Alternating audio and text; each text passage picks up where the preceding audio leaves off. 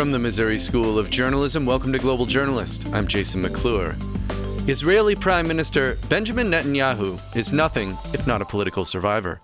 A polarizing figure both in Israel and the United States, later this year he's set to become the longest-serving prime minister in Israel's history. And to hit that mark, Netanyahu and his center-right Likud party will have to do well in elections next month. Right now, polls show he's in a close race with an opposition grouping of centrist parties called Blue and White, led by a former army chief of staff named Benny Gantz. But Netanyahu isn't just fighting for his political life, he's also fighting for his freedom. That's because Israel's attorney general has moved to indict him in 3 separate cases on charges of bribery, fraud, and breach of trust. So on this edition of Global Journalist, a look at Israel's upcoming elections and the legacy of Prime Minister Netanyahu in Israel, the Palestinian territories, and the broader Middle East. Is this Netanyahu's last stand? Now, in a few minutes, we'll bring in some guests who have been following the campaign and Netanyahu's career closely. But first, we're joined by Daniel Estrin. He's a correspondent in Jerusalem for NPR News. Daniel, welcome. Thanks for having me. Benjamin Netanyahu has been prime minister since 2009. He was also prime minister from 1996 to 1999. He's really been this dominant political figure in Israel for decades now. Is this upcoming election, is it kind of just a referendum on him? It is. I think these elections really are about that one central question. Should Benjamin Netanyahu stay or go? Should he continue to serve as the prime minister? As you said, he is a very divisive person in Israeli politics, probably the most divisive. The people who despise him in Israel say he is eroding Israeli democracy with rhetoric against Israel's Arab citizens, with attacks on the media, attacks on justice officials. They say he's at fault for not advancing peace efforts with the Palestinians. But his supporters see him as an unparalleled world statesman, with excellent English, with ties with world leaders like Trump, and as Israel's best defender, a hawk keeping Israel safe from its enemies. And so when Netanyahu called early elections several months ago, it was looking like he would win easily. But now he faces several challenges, this new political party that poses a real possibility of beating him, and these corruption allegations that he faces. Yeah, so I wanted to follow up with you on... I'm sorry, I just wanted to follow up with you on these corruption allegations against him. Just recap for us what exactly he's facing. Well, last month, the Attorney General here announced he was considering corruption charges, criminal charges, including bribery. And there are 3 separate cases, and they all involve Netanyahu's relationships with businessmen. The first case is a case involving a Hollywood producer, an Israeli who was the producer of Little Women, among other films. And the Attorney General alleges that Netanyahu did favors for him, pressing for tax benefits for him in Israel and other favors, and in exchange received a supply of gifts like champagne and cigars. The other 2 cases have to do with Netanyahu's relationship with the media. The Attorney General says Netanyahu is suspected of discussing a potential deal with a major newspaper publisher to help him undercut a competitor in exchange for positive press. And then the most serious allegation that Netanyahu is facing is that he used his authorities to approve a company merger for a telecom businessman that was a very lucrative deal for that businessman.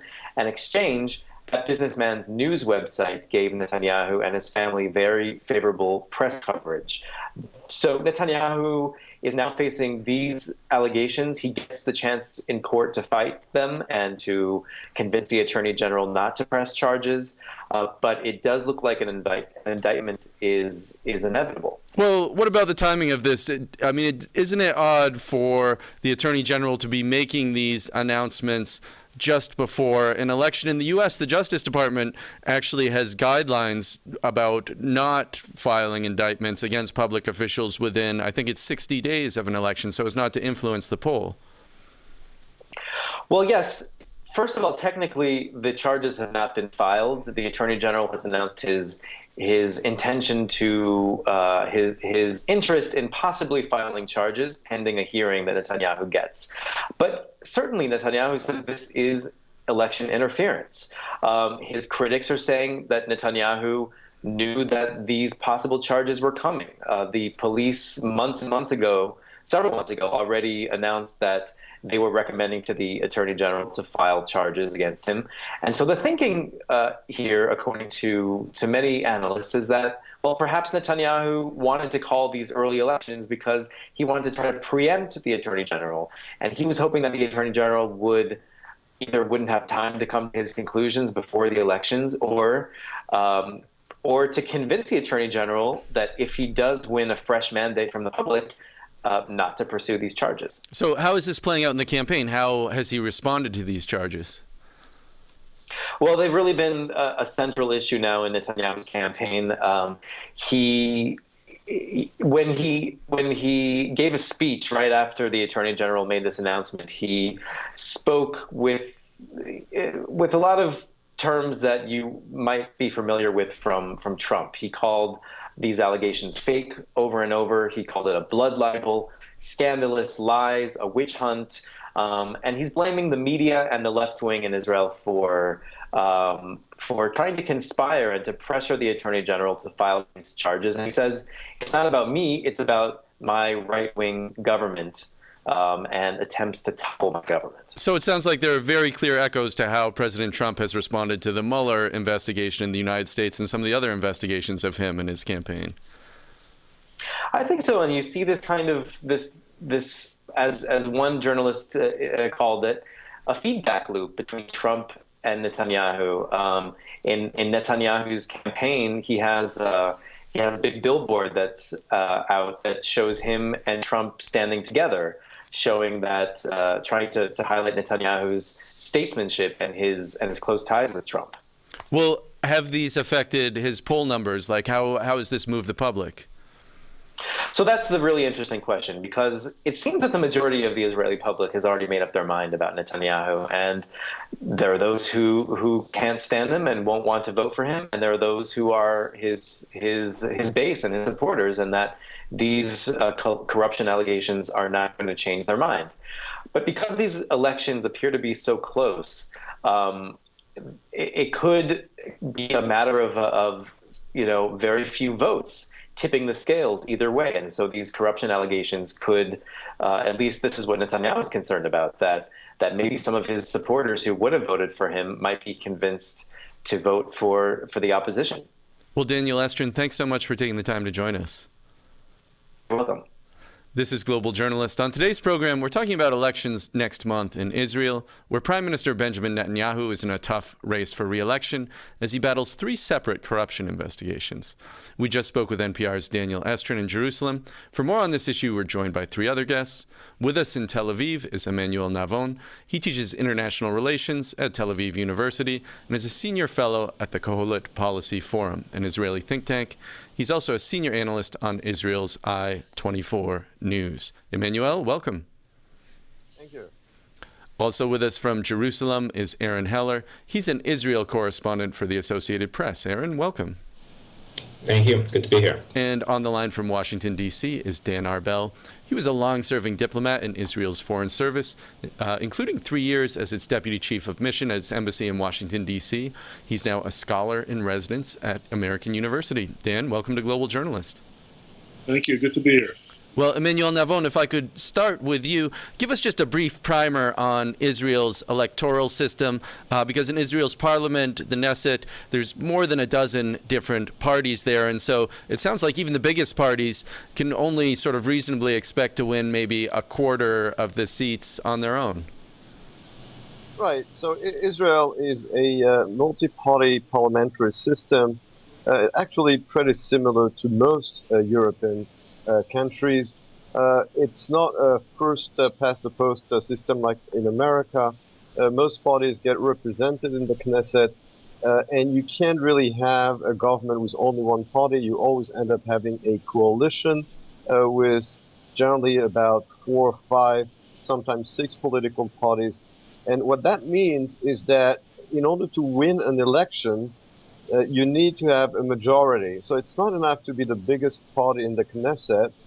You need to actually have behind you enough parties that are going to support you and recommend you as a prime minister to the president. So there was a precedent, for example, in the 2009 elections when the Kadima political party, led at the time by Tzipi Livni, had one extra seat ahead of Likud. So on paper, it looked like Kadima had won the elections, but of course, it didn't because it did not have enough political parties to support it for a coalition. So even though Likud was behind Kadima with one seat, it did have a majority required to form a government.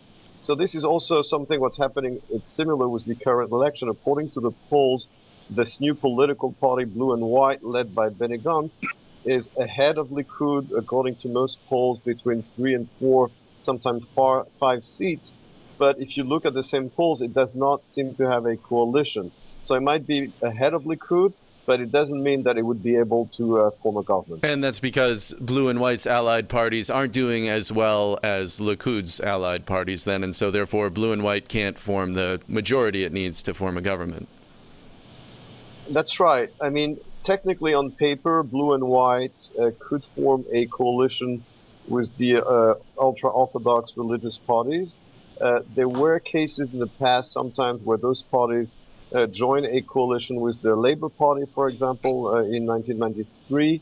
But this looks very unlikely today because the religious parties, the Orthodox parties, in recent years have moved to the right, and they already said that they support Netanyahu. Besides, the Blue and White party is led by Benny Gantz, but it's also an alliance with the party of Yair Lapid, whose very secular and secularist agenda is an anathema to the Orthodox parties, and they already said they wouldn't join a coalition with them. Well, Emmanuel, if I could just stop you there because I want to bring in Aaron Heller here. If I could just back up for a moment, we talked a little bit about Benny Gantz, the opposition leader from the Blue and White Party. What do we know about his background? What has his strategy been in this election? Well, on paper, Benny Gantz is the perfect candidate for prime minister in Israel. He's a former military chief. He has the credentials. He's got the looks. He's very statesmanly. He is sort of the successor, if you will, to the diplomat, statesman, warrior of the past in the mold of Yitzhak Rabin and Ehud Barak. But Israel's changed a lot since those days. And so Benny Gantz now, he is after a lot of coalition making, a lot of deals. He's heading this Blue and White coalition of 3 basic parties, which if you look at really at the details of who makes them up, it really spreads across the gamut of the Israeli political system. And you really see people in that same party who go from far right to far left. And the one binding thing together for them is that everybody wants to take down Netanyahu. So Gantz has been appointed the person to lead that camp. If he does get elected, it will be a rotation leadership with Yair Lapid, who's his number 2. But Gantz is the face of that campaign right now. And he's the guy they're trying to put forward as sort of like a symbol of returning to the so-called good old Israel. He doesn't have the baggage. He doesn't have, history. He doesn't have the corruption. He's a fresh face in politics, and so he's generated a lot of interest. The big thing against him has been that his positions have been quite vague because he was in uniform for so long. His policies aren't exactly clear. And so the big question mark is what kind of policies he would lead if he were elected. And the bigger question, of course, is whether even this vast coalition could take down Netanyahu after 10 years in power. Well, Dan Arbel, if I could move this to you then, one of Netanyahu's winning strategies over the year has been to assure Israeli voters about national security, and he's run as sort of the candidate that says, I can keep you safe. Is that how he's running the campaign again this year, and will that work? Absolutely. He's running as Mr. Security, and but for the first time in a very long time, he's facing the Blue and White coalition, which together, there are 3 chiefs of staff, 3 former chiefs of staff of the IDF, which their slogan is that they together comprise of 117 years of security experience. So he needs to outdo them in order to prove that he's Mr. Security. And because he's prime minister, he's got, more control of the agenda and able to dictate, the national daily agenda. And so you see him more aggressive vis-a-vis Hamas in the south. You see him come out with exposing, different actions of Hezbollah or the IRGC, the Iranian forces which are in Syria. So definitely he's trying to project, build on his national security image and show that he indeed is still Mr. Security, and he's got all these actions that are supporting that, both in military actions and diplomacy. And he's getting ready to come to Washington in about 10 days for the AIPAC conference and for meetings with President Trump.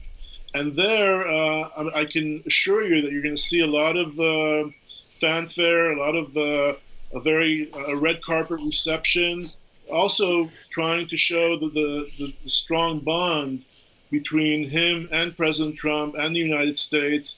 All that in an effort to help his campaign and, again, show that there is no person that can actually succeed him or fill his big shoes. And Emmanuel Navon, if I could bring you back in, Dan Arbel was talking about Prime Minister Netanyahu's planned visit to the United States. It does seem like he and President Trump have enjoyed a particularly close relationship over the past couple of years. In many countries, this would be a political anchor for many candidates. It sounds like that's not the case in Israel.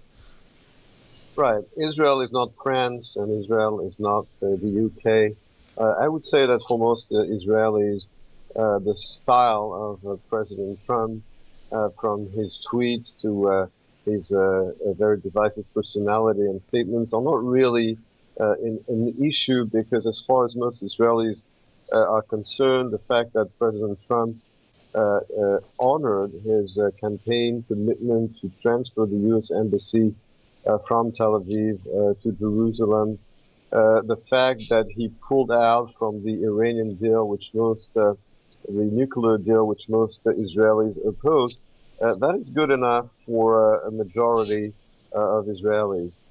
So what makes Trump very unpopular in, let's say, most European countries and among the Democrats in the United States is not really an issue, I would say, for most Israelis, and therefore Netanyahu does not take any political risk by showing himself as Trump a couple of weeks before the general election in Israel. If anything, it's the opposite. For Netanyahu's voters, Trump is a popular figure in Israel.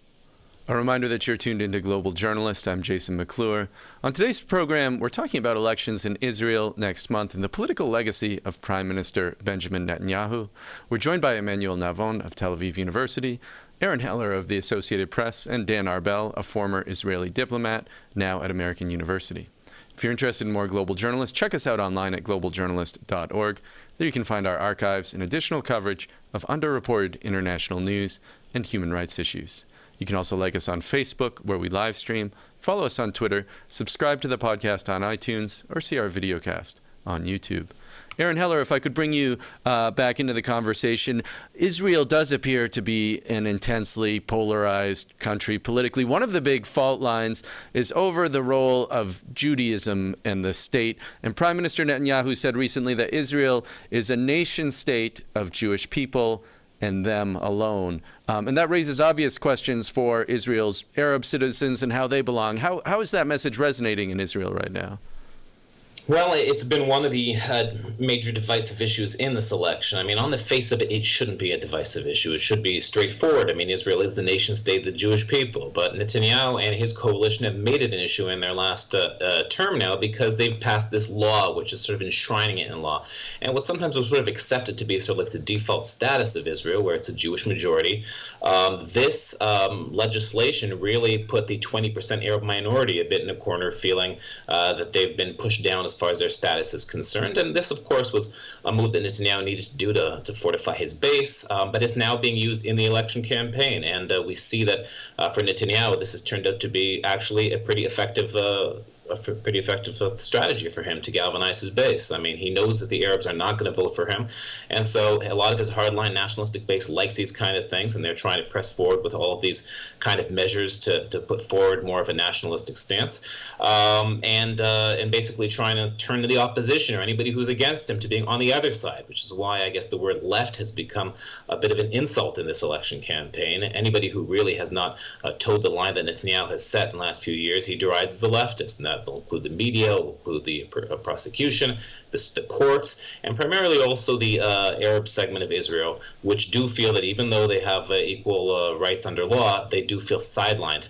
And in this election, we see that now they are trying to galvanize that in their base as well. I mean, the last elections were very famous with Netanyahu saying that, warning that Arabs were coming out in droves to the ballots. And we see that their campaign this time, some of the Arab things, is telling their supporters, actually do come out in droves. We need you to vote for us to give us more power. Well, Dan Arbel, you've lived in the United States for a long time. Pick up on this theme as well about the issue of Jewish identity and politics in Israel, because it also seems to be a fault line between many American Jews and the Israeli government or Jewish leaders in Israel. After the massacre several months ago at the Tree of Life synagogue in Pittsburgh, a number of Israel's leading Orthodox rabbis refused to refer to the Tree of Life as a synagogue. And I think a lot of people took that to imply that the people there weren't really Jews or weren't Jewish enough. And we saw that in some Israeli media as well. I mean, do you see that divide continuing to grow in the coming years, or is that moving towards reconciliation?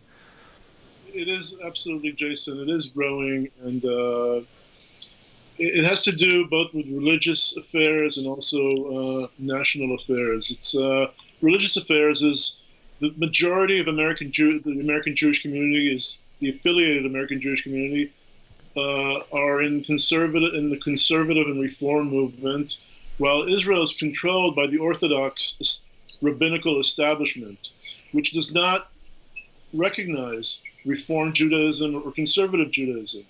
And we have this latest brawl between women who want to pray at the Western Wall, the holiest place for Jews, and very much vehemently opposed by the rabbinical Orthodox establishment, as we've just seen, which obviously alienates the American Jewish community, those who are conservative and reform. In addition to that, we now have in the election competing a racist party called the Jewish Power, Otzma Yehudit.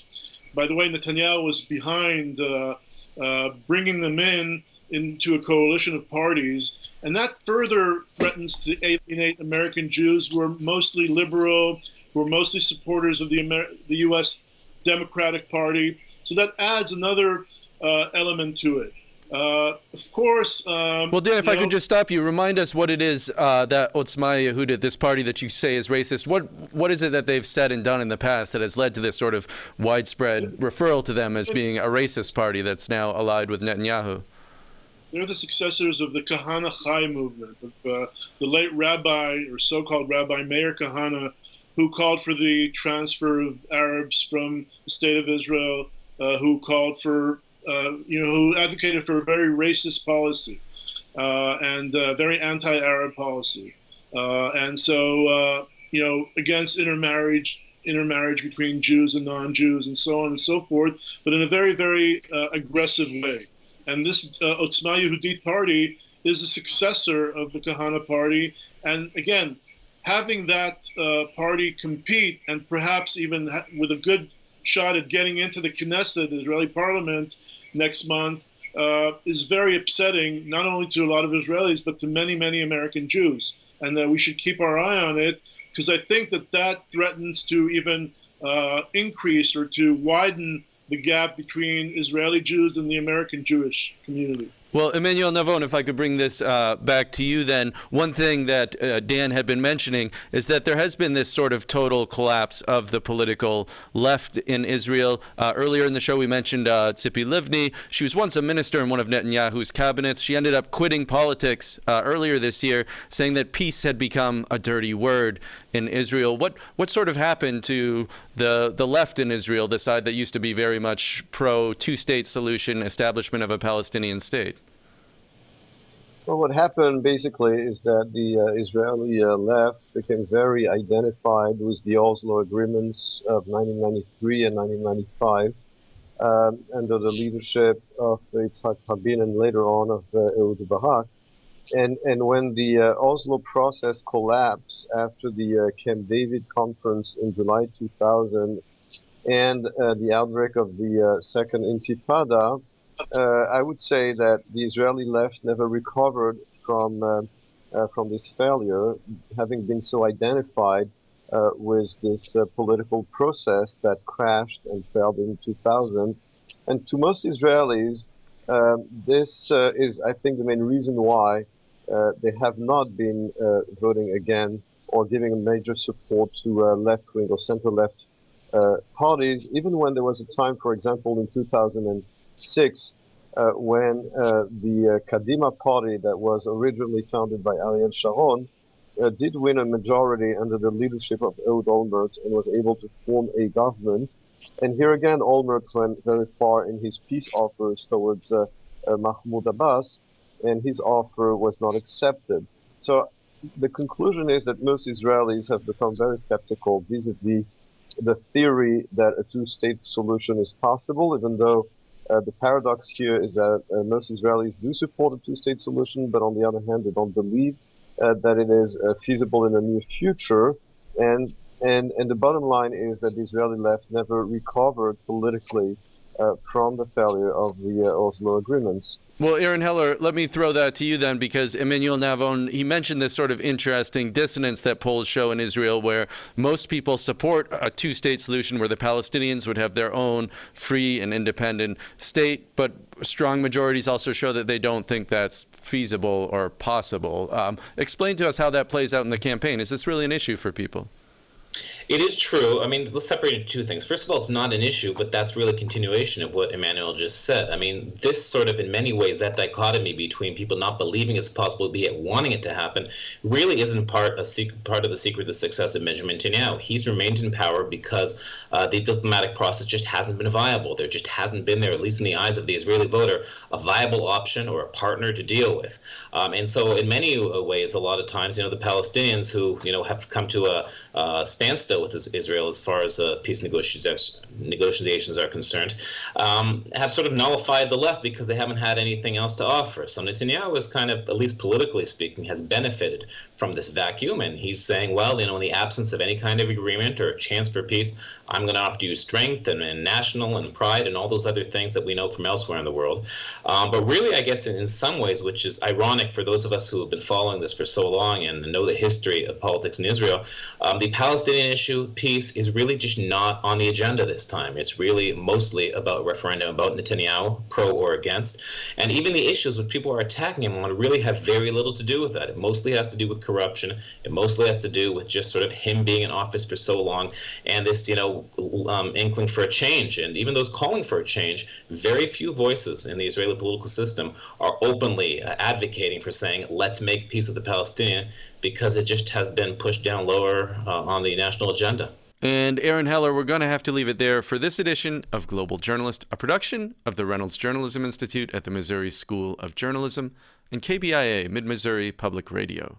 Many thanks to Daniel Estrin, Emmanuel Navon, Aaron Heller, and Dan Arbel for joining us. Our assistant producers this week are Seth Bodine, Lara Cumming, and Michelle Stoddart. Edom Kasaye is our supervising producer, and Grace Lett is visual editor. Aaron Hay is audio engineer. Travis McMillan is director. For all of us at Global Journalist, I'm Jason McClure. Thanks for tuning in.